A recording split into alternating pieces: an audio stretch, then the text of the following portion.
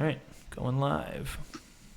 Welcome to the NFL Talking Heads Fantasy Football Podcast Show. Here are your hosts, Jeff Carrier and Seth Lull.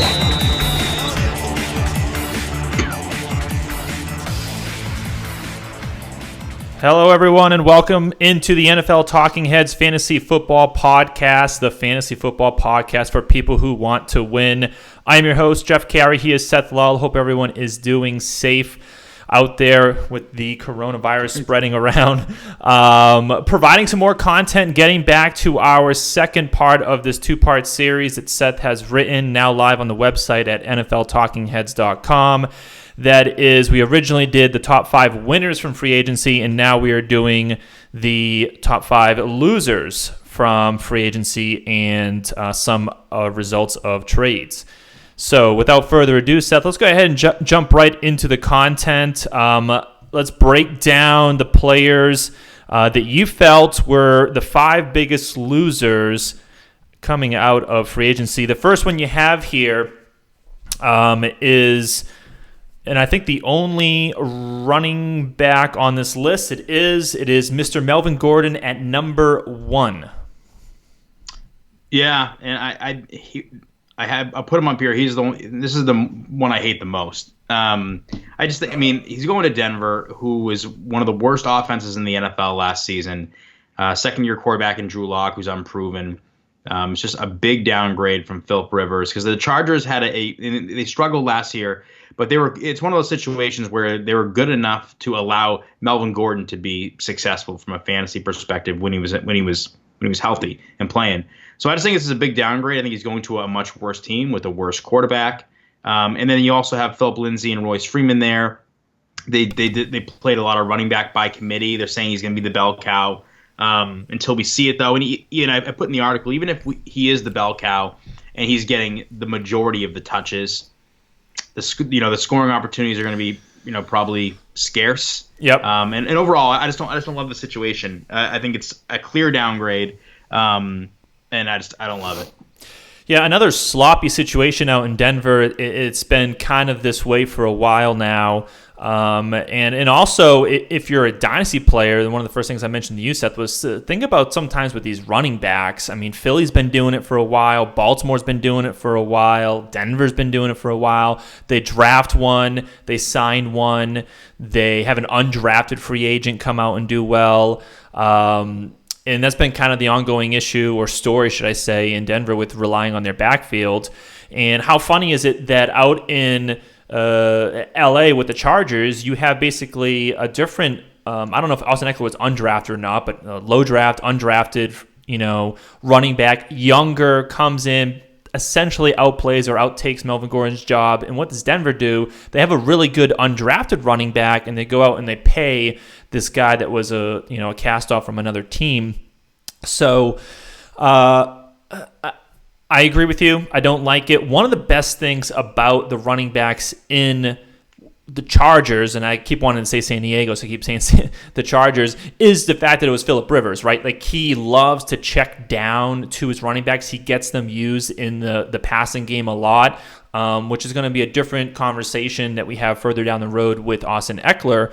But I don't know what we can really rely on with Melvin Gordon. And two, they clearly have had, at least for the most time that Melvin Gordon was in his career in LA/San Diego, was Melvin Gordon's got way more competition, it feels like, in Denver. Even though they just went and paid for him, there's no way that Philip Lindsay just kind of sits on the sidelines, especially the way we know they want to use running backs.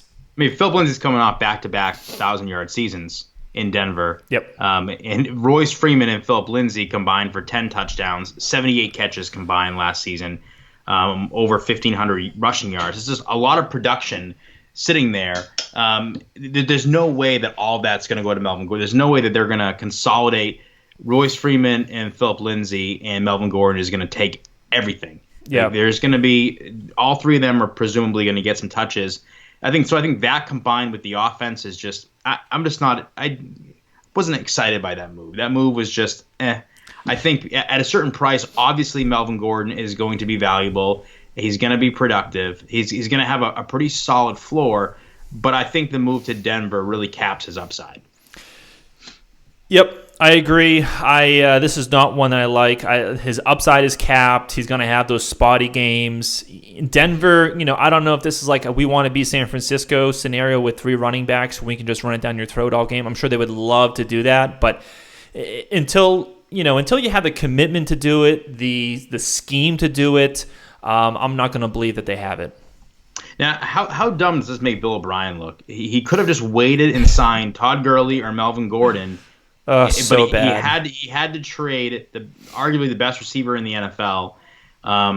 For marginal draft capital. And he took back a monster contract in David Johnson. But the second player on the list, while we're on DeAndre Hopkins, I have him as number 2. Let me jump in real quick, just because you kind of sparked a quick question for me. So just taking those 3 running backs as maybe a silver lining for him or not, I don't know. I'm just kind of curious. Would you at least say that Bill O'Brien got the best out of the 3 running backs if they're all there available in free agency at the same price? No, I think he got the third. I think he got the third best out of the 3. Really? I think David Johnson. Interesting. I mean, I don't know. It all depends on, is David Johnson done, or is he as bad as he was last season, or is he closer to the player he was a couple of years ago? I think if healthy, Todd Gurley's the best, and I think Todd Gurley's going to be motivated this year. Yep. But I think Melvin Gordon to me has the least upside out of the 3, but he's the most sure of a thing. And David Johnson's kind of in between. I think he's definitely has his question marks, but he's got a lot of upside if he's healthy and if he's still, if he's still close to the player that he was. I just don't think we know. He's 28 years old. He's going to turn 29 during the season. That's like David Johnson is early. Yeah, he turns 29 in December. I didn't realize that. Early 30s for a wide receiver. So yeah, I didn't realize that at all. It's a good point. I mean, I didn't have a dog in the fight when I asked the question. It just, as soon as you said it, in terms of him getting, could have gone obviously the other 2 or whatnot. So yeah, great question. Yeah. So I have DeAndre Hopkins second, and this is probably my least favorite out of all my. I liked it a lot at first, and I still think this is. I think that his stock definitely takes a hit getting traded from Houston to Arizona, because we always say this, when you have a player as dominant as DeAndre Hopkins, he had kind of an off year last year, but he's consistently one of the top 5 best fantasy wide receivers, hands down. Yep. And he switches jerseys and he goes to another team, has to learn a new offense, develop chemistry with another quarterback. It's hard to imagine in year 1 that he isn't going to miss a beat. I think long term, after 2021 and beyond, I think this has the potential to be a net positive for DeAndre Hopkins, because he gets Kyler Murray, who might be better than Deshaun Watson. He probably has a better offensive head coach. And who knows? But it's hard to imagine this even being as good of a situation as it was this last year, and definitely not better. And I think, to me, when you look at DeAndre Hopkins, he's the last 2 years he's a receiver that was being drafted in the first round. His ADP right now is in the first round, even though it's early.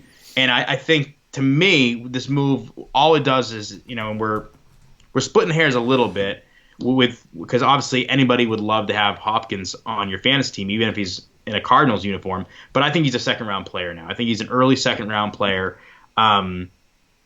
which isn't the end of the world. But I don't know. When this trade happened, I think it's great for Kyler Murray, which we talked about in our last podcast. But I don't want to say it's terrible for Hopkins, but I think this is he takes a slight step back. Yeah, I'm trying to pull up what his target share percentage was in 2019, but we all know it's at least 25%, right? So he's consistently in the top 5, and I think he was 5th in the NFL last year in targets. Each of the last 3 years, he's been in the top 5 in targets. His catch percentage was really high. I think 2 years ago it was 70%. His catch percentage, yeah. Which if you looked at all of the players with over 125 targets or more, there's only 3 or 4 that had a catch percentage of 70 or higher. The only other receiver that's always above that is Michael Thomas. He had a catch percentage last year, I think, of like over 80%. So he's so efficient with Deshaun Watson. And the other thing that makes this tough is you could look at a lot of Kyler Murray's numbers last year. Number 1, he's a rookie. Number 2, he didn't have Hopkins. So you can maybe throw out a lot of the stuff that you looked at with Kyler Murray last year, because obviously if you add Hopkins, he's going to make any quarterback better. I just think with a move like this, there's a level of uncertainty because we don't know how it's going to play out. I mean, look what happened in Cleveland last year, who we'll talk about in a little bit. They added Odell Beckham. Baker Mayfield entering his second season had a lot of hype in it. It didn't work out. So I think there could be some volatility here. We know what to expect with him and Watson, and it's really good. So I think we'll see. Yeah, and the total team target share percentage over 28% last year for DeAndre Hopkins. So, and I talked about this a little bit with Davante Adams last year. I specifically talked a lot about this with ODB because Eli Manning would just, latch on to him. And a lot of people say, well, he's ODB or he had no one else to throw to. Similar conversation with DeAndre. I mean, you have people going in and out of the wide receiver 3 spot with obviously Will Fuller and his injuries. Kenny Stills even missed games, and then Kiki Coutie's, whatever. He is who he is. They have no tight ends, and of course he's DeAndre Hopkins, so he should demand at least 25%. That being said, you go to a whole new system, like you mentioned, ODB. You just don't know what to expect. Now, I think that you're right. He's gonna slide into probably an early second round pick. Now, tell me if that's low enough for you to get excited, or are you going to be just fine with that draft spot? I think I'd be fine with it. Yeah. I think that's fine. I think he'd be a player if I'm picking, if I had the second or third pick in the second round and he falls to me, I think I would be like, give me the points, because his floor is going to be incredibly secure. Like, he's not going to have a bad season. And there's the flip side of this argument is you could argue, if you were playing devil's advocate, that Kyler Murray had very comparable numbers to Deshaun Watson last season. Their offense could be better than Houston's was last season. They have a young offensive-minded head coach. He's got Christian Kirk, Larry Fitzgerald. I think they have the Kenyon Drake. So they might have a better offense. And if he can just pick that up early, you could argue that there's more upside in Arizona. You could. I think that obviously for some of the reasons we already mentioned with the uncertainty, that there's probably more red flags for me for sure. Because the other end of it is bad teams make good wide receivers, right? We see it all. Yep. Look at Chris Godwin and Mike Evans last year. ODB in previous years with Eli Manning. Not that you can't obviously be a tremendous wide receiver on a really good team like a la Mike Thomas.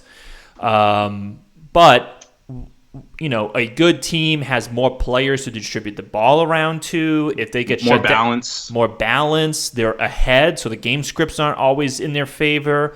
I agree, though. I think in the early second, if we're just Tyreek Hill or DeAndre Hopkins, are you taking him over Tyreek Hill? No, I'm taking Tyreek Hill. I agree. Are you taking him over Julio? Yeah, I'm just. Now I have to go back and look at Julio's numbers again. I'm going to take him in front of Julio, and you know who I'm going to be much higher on this year than everyone else, which might not surprise you the way I said that, but Juju. Like, I don't know where Juju's going to go, but to me, Juju's right behind those people. Right behind the Hopkins, who I'm jumping back on the gravy train. And I'm going to try and be smart about it. I'm going to take the guys who are scoring the points in front of them. But in terms of mid to late second round this time with Juju, I'm jumping back on that bandwagon. So we're kind of getting a little off track as usual. Yeah, I think best case scenario, I have Hopkins fourth behind Tyreek Hill, Davante Adams, Tyreek Hill, and Michael Thomas. I think I'd have him fourth. Best case scenario. Yep. All right. Third, we won't spend too much time on this. For Keenan Allen, I have third. He loses Phillip Rivers. And who knows who their quarterback is. It's either going to probably be Tyrod Taylor, which isn't sexy. One of the free agent quarterbacks left over, like Andy Dalton, Jameis Winston. If it's Winston, though, we'll see. But none of those options are great. Or they draft a rookie quarterback. And it won't be probably one of the two best rookie quarterbacks, so that's not a good. So no matter who their quarterback is, lining up under center, outside of it's Winston, I definitely a hit to guess. Keenan Allen. I guess Winston wouldn't be too bad. He'd be basically doing what Phillip Rivers did last year, which is chuck the ball and throw picks. So, Yep, exactly. but Yeah, they haven't made that move. So, and they have the 6th overall pick. So clearly, even if they sign Jameis Winston, they're drafting a quarterback at 6, and this would be a Mike Glennon, Trubisky scenario. This would be a Daniel Jones, Eli Manning scenario. If they bring anyone in, they're going to draft someone at 6. That person will be maximum hold their job for 4 weeks. We've seen this happen over and over again. So, what's going to end up being, it's going to be, I don't know, Herbert or Love at 6 or something like that. And we're going to be talking about a young guy who's going to be slinging it around, and will probably have ups and down games. And overall, I think, because if you just kind of go back to our conversation with Adam Thielen, I think his name is going to keep him elevated in the draft, and then that's going to make him, not a great pick, and definitely hurt by the loss of Phillip Rivers. Yeah, so I put him on here, and I'm kind of like I really hate Melvin Gordon. I don't really hate DeAndre Hopkins. Keenan Allen somewhere in between, just because it all depends on if it is Winston or I can't think of another quarterback that would go there. That would to my point though. Good. To my point though, now that I'm thinking about it, yeah, Winston would be great for the first 2, 3, 4 games, but we don't draft someone in fantasy to only play or to be successful the first 4 games. We know that the young quarterback would overtake Winston in a heartbeat. So yep. 4th, a lot of Cardinals action. This is a big. They had a lot of moves, so that makes sense. Christian Kirk, I have him at 4. This big blow. I have Christian Kirk in one of our dynasty leagues that we're in together, and this was a year I think a lot of people looked at as a big coming out party for Christian Kirk entering his 3rd season. He had a kind of disappointing year last year. I mean, he increased his yardage by 20%. He had like 15 more catches. Still only 6 touchdowns total for the first 2 seasons. But the offense struggled in general. Rookie quarterback. I thought this was the year. I looked at as an owner of Christian Kirk in Dynasty as a year where he'd be the number 1 guy. 2nd year with Kyler Murray, and then Hopkins goes there. And Christian Kirk is a volume guy. His fantasy value is dependent on volume. If you look at, so last year he had 107 targets in 13 games, was on pace for 131 targets, which would have placed him 15th in the NFL among wide receivers. It's just hard to imagine Christian Kirk getting that type of volume with DeAndre Hopkins. And given the fact that we know he's going to be, his touchdown potential is going to be capped, only 6 touchdowns total in his first 2 seasons, 3 each of the first 2 years. He's going to need the volume. I don't think he's going to get it. And it doesn't mean that he's not going to be a good bargain guy, because obviously his ADP will fall a little bit. So maybe you can get him at a bargain. I just think he's now, instead of a breakout 3rd-year wide receiver, I think you look at him as more of a role player, a week-to-week flex option, a good wide receiver handcuff that we always talk about with our bench strategy.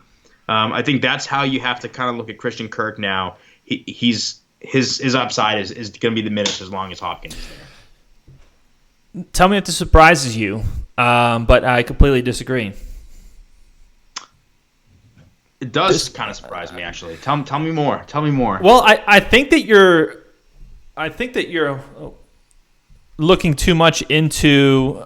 Hold on a second. I got this ESPN ad popping up on me and going into the mic. I think that we're over analyzing, or should I say, hold on, let me backtrack. I think what we're doing is we're projecting out the ripple effect that DeAndre Hopkins has to the offense, and some of these things could be true, but what about the offense just getting a ton better? Like, the offense struggled several games for like in 2-3 quarters. What about they actually score more points? I mean, Christian Kirk had 3 touchdowns all of last year in 13 games, so he missed 3 games. So people are going to be looking at this and, he caught 68 balls. Some of the savvy people is obviously going to factor in that he missed 3 games. He had a very short, yards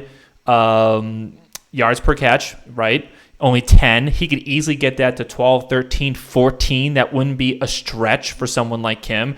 So his yards could easily go up by just having a better average because he's not down by the line of scrimmage as much. He could catch more touchdowns. The overall team could be a lot better. He could be more involved with where Arizona could start being like, okay, here's our 1-2 punch versus like here's 4 or 5 wide receivers that are all spreading the ball. I think that there's several teams that can support 2 wide receivers, and this could easily be one of them. Yeah, all fair points. I just think with Christian Kirk, and a part of it depends on what your expectations were for Christian Kirk before this. I thought he was a prime candidate because he had a couple monster games last season, including the one in Tampa. I just think I think he can have a solid season. I think he could be a good fantasy contributor. I just don't think even if all the things you said are true, the offense gets a lot better. I don't think it's in the cards that Christian Kirk is going to be a top 10 fantasy receiver. I thought there was a slight chance prior to the trade that he could get into that conversation. Yeah, I think that when you look at what the type of wide receiver Christian Kirk is, granted they had a rookie wide receiver in a rookie system, I don't know if he's that type of wide receiver that's ever going to be a Hopkins and I'm not saying that you're saying he is. So the one part I do agree with that maybe his third year breakout year is probably going to be very, very much capped. Absolutely. I think I agree with that. But I think when you look at the type of player that he is and more of that in the middle kind of guy, I think we've seen a lot of successful wide receiver 2s have free range in the middle because their outside wide receiver is getting doubled, a la Juju during Antonio Brown's year. I still think there's easy 75 catches here, an easy 75 catches. And if I'm going to get him on a discount, the 68 yards, 68 catches, missing 3 games, 3 touchdown discount, DeAndre Hopkins coming in discount, sign me up. Yeah, and I think both can probably be true. I think depending on where you're able to get him, he could be a guy that I still have a lot of shares of. Still, I think it's hard to look at just Christian Kirk. We can kind of separate. I mean, sometimes we'll use the ADP as part of our argument. Like in some of these cases, the ADP it's part of it. But you can also separate them to an extent and say two things can be true at once. He can be a good discount, a good bargain player, a player you can get at a pretty solid draft value, but also his stock definitely takes a hit with Hopkins. And I think it all comes down to upside because I just don't think he has the same upside. But I do think, like you said, I think he can have 75 catches, 900 yards, 4, 5, 6 touchdowns maybe. I still think he's going to struggle with touchdowns because, getting into the red zone wasn't the issue with Arizona last year. It was converting, and Hopkins is going to be a big red zone target, and then you have Kenny and Drake. I just don't think there's going to be much left over. Yeah, I don't think touchdowns going to be huge with him, but he had 3, right? He didn't even have 5 or 6, so he could easily double. I don't know how many touchdowns Kyle Murray threw, but Kyle Murray could easily increase his passing touchdowns. And yeah, again, like 68 and 709 is not hard to replicate on a good offense, even if you have Hopkins. So it'll be, of course, a matter of how they use him, but he's going to be the clear-cut number 2. They still don't have a tight end. So, and it sounds like, just from initial reaction, just hearing you talk when you were kind of breaking it down, if a lot more people are on that train of all of these other things are going to prevent his upside, which is I think true. The upside is definitely capped. Then I'm going to be buying at a discount. I'm going to be going, okay, well, let me get my tight end here, knowing that I can go and grab most likely a very solid, flex player in Christian Kirk in round 7 versus trying to pay up for someone in round 4. I don't know. I'm just kind of spitballing. When I talk about upside, I think not to belabor the point, but he was on pace for 83 catches last season if he played full 16 games. And I think before the trade, you could realistically look at Christian Kirk as somebody that could have a breakout year and get 100 catches.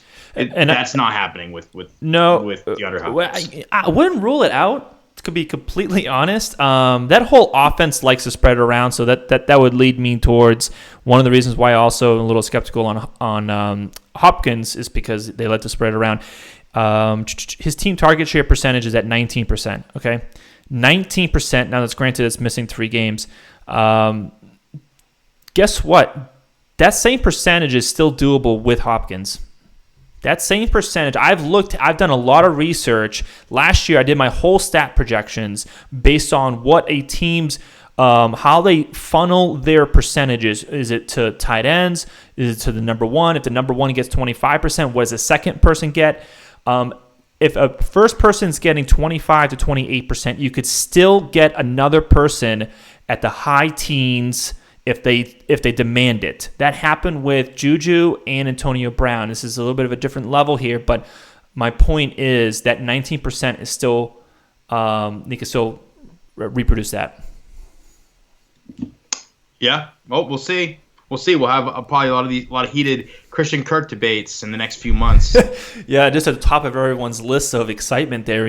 Hopefully we can pick out a couple more exciting players to debate. But I think that those are the type of players that can really make or break the depth of your team, too, when we're talking about roster construction. So early on, I'm definitely getting excited talking more about Christian Kirk. If his value is where it sounds like it might be, I might be an early buyer. And he's definitely one of those players that could get lost because you have somebody like DeAndre Hopkins who's he's DeAndre Hopkins, and then Right. you have someone like Christian Kirk who's going to get forgotten. So we'll see what happens to his ADP, but yeah, that could be it's all about value. At the end of the day, it's all about value. So we'll see what happens. Fifth, I have I think this is one you're going to agree with me on, Austin Hooper, because we talked right after the signing went down. Austin Hooper, I have fifth. Signed with the Cleveland Browns. Now, a lot of people think that this year will be the year. Like, everybody was on the hype train for Cleveland last year. It didn't work out. It was a complete disaster. A lot of people are saying, now, this is the year it's going to work. People were on it a year too early. I think that could be true, and I like Austin Hooper as a prospect. He's still only 20. He's 26 years old, entering his prime. Had back-to-back really solid seasons. Last year was his best season in only 13 games, 75 catches, 787 yards, 6 touchdowns. So I like Austin Hooper, and I think he can have a really good – I think he's a top 5 tight end still.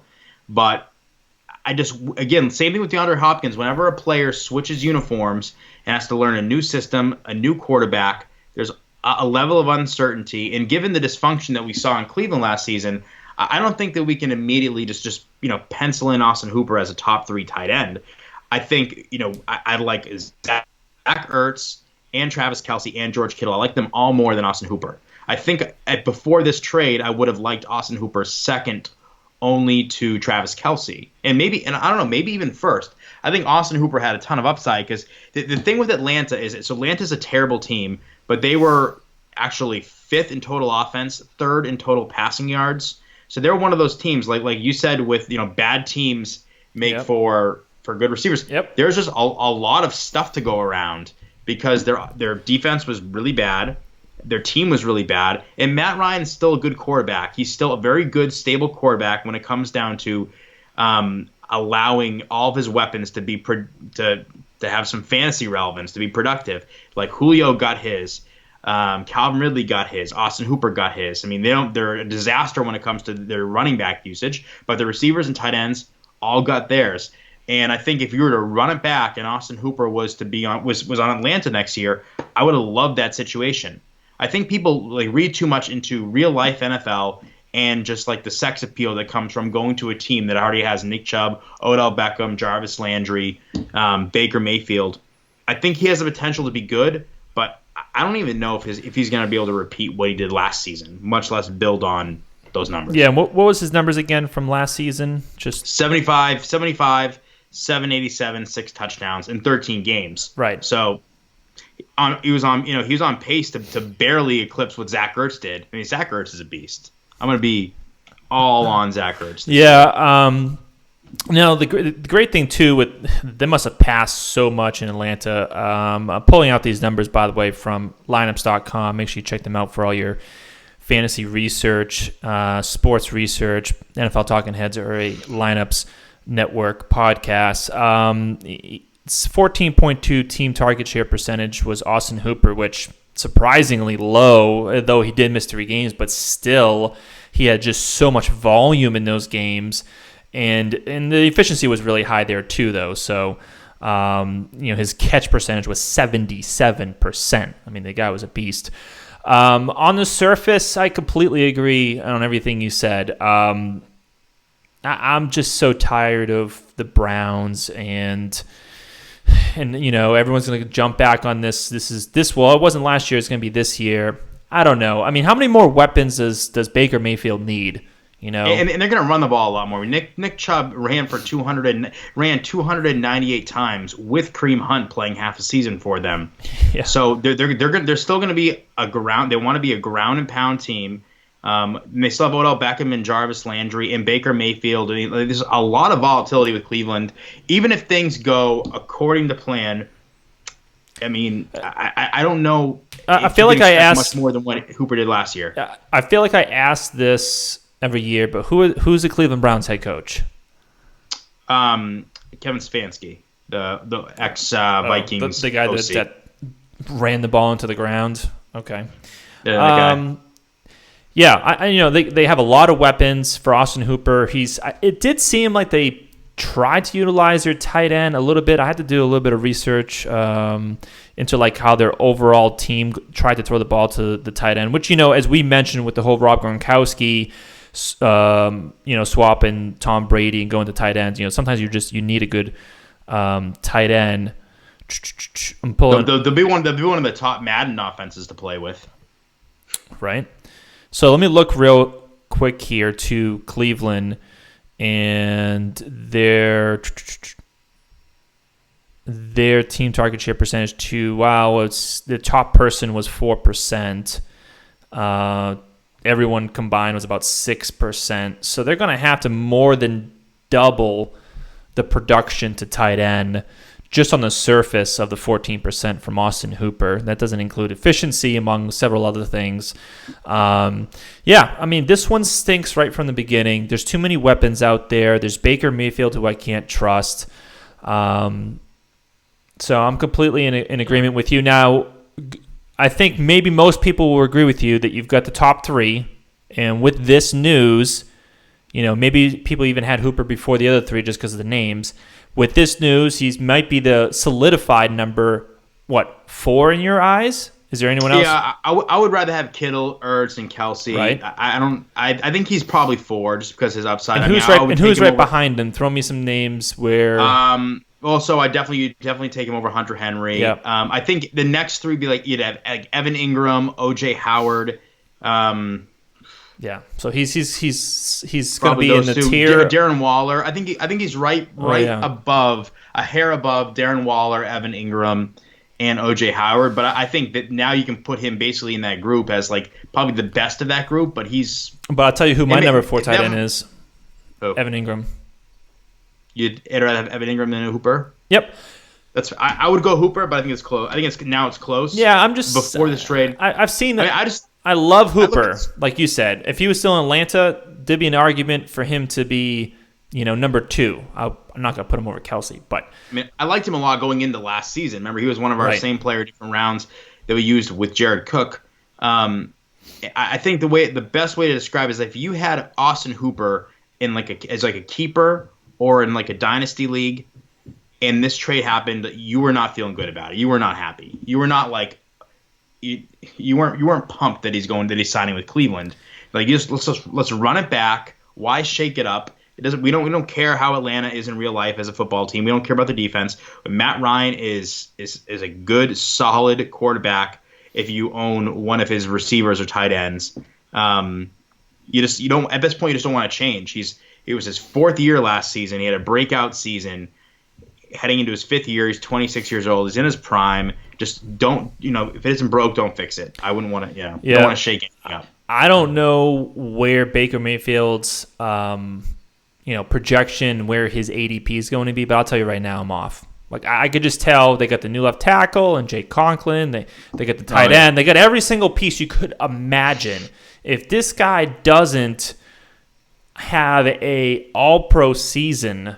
He's gonna be Jameis Winston. He's not gonna be that bad. If there's a lot of pressure on Baker though, if this year goes really bad and they miss the playoffs and it's partly because of him, he's like at the very least a year away from being Jameis Winston. Yeah, if that's the case, Jameis Winston. completely throwing himself out of the league. Jameis Winston can't even get a starting job. Like, Jameis Winston's going to be a backup this year. Yeah, and this stuff moves fast, right? Like sometimes I complain about these head coaches starting quarterbacks for too long, like Jacksonville with Blake Bortles. And Tennessee did the same thing with Mariota. I mean, just held on for way too long. But in some other instances, they're a starter one day and then they're not the next. Kind of like Winston, kind of. Yeah, I mean, obviously he'll keep his job past this year, but I think if this year goes really bad, the conversation is going to turn from, no, Baker's still a really good quarterback prospect, to we're going to start him because we're stuck with him, but we don't believe in him anymore. Similar to, I mean, the Buccaneers haven't believed in Winston for a couple of years. They just kept him a year, probably longer than they should have, because they didn't have any other options. Yep. So that's going to wrap up our 5 players that lost in free agency for fantasy in the 2020 free agency. Everyone, thanks for listening. We're the NFL Talking Heads, the fantasy football podcast for people who want to win. Check out our website, NFL Talking Heads, to read the full article from Seth and future articles. We are out. Thanks so much for listening to this episode of the NFL Talking.